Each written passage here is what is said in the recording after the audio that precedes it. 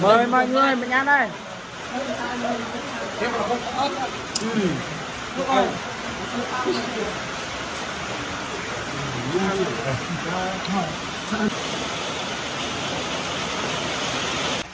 Ăn nhá. Ăn hết nha mọi người. À hấm này. Không chào bạn ơi, cho mình ăn liền đi. Đây hộp còn đây. Không ăn ngọt hả bạn? Ăn đi bớt ăn. Bên tôi là tiệm thương mình.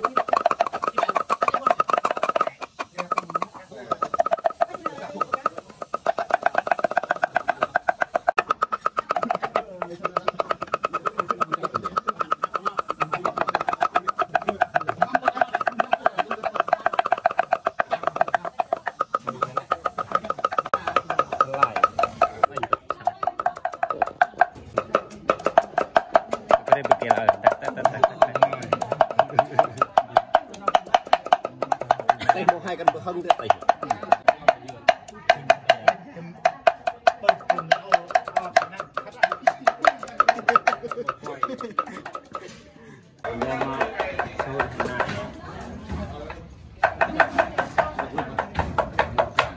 Này là phải có cái này nhá anh em. Phần non là plea vậy. Phần non là plea.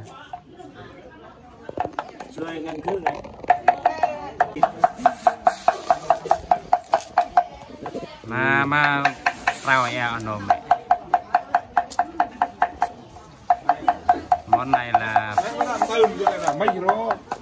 mấy bà? Em nói rồi, phải tươm, không tươm là mê. Cho em con gì lệ.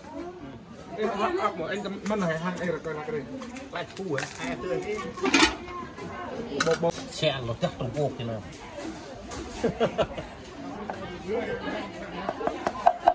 Râu mà bưng bay nâng này. Đây công đoạn thì quá quay hơn mù sao rồi. Không để ai bên quay. Mày mù lâu mấy.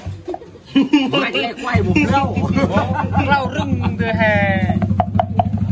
Đoạn thôi mà Leo rồi à?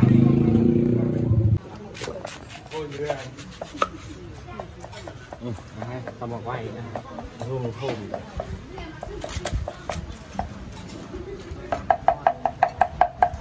Ê chua.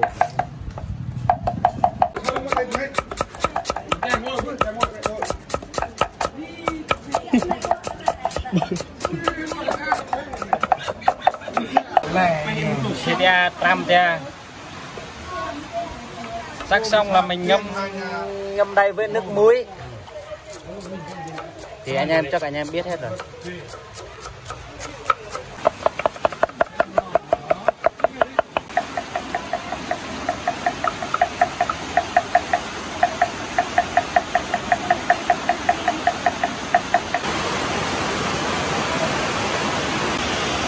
Đang ngắn plea nó quanh vào mê.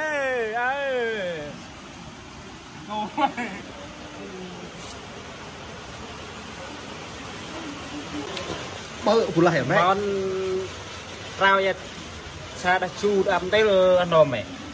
Thế sao bà sơ bà? Căng mẹ. Chặt đấy lên. Cặp với ông Bướm. Nè tới mùi thịt rau em cái gì hết. Tôi chia cái gì? À vậy, quay em vô hành này. Một quay này. Mà căng ăn là vừa.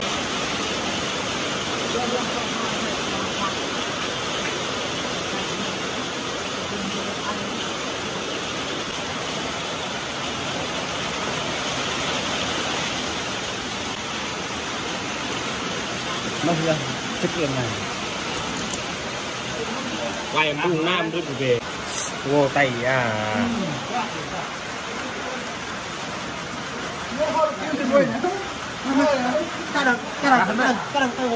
Mời mọi người mình ăn đây.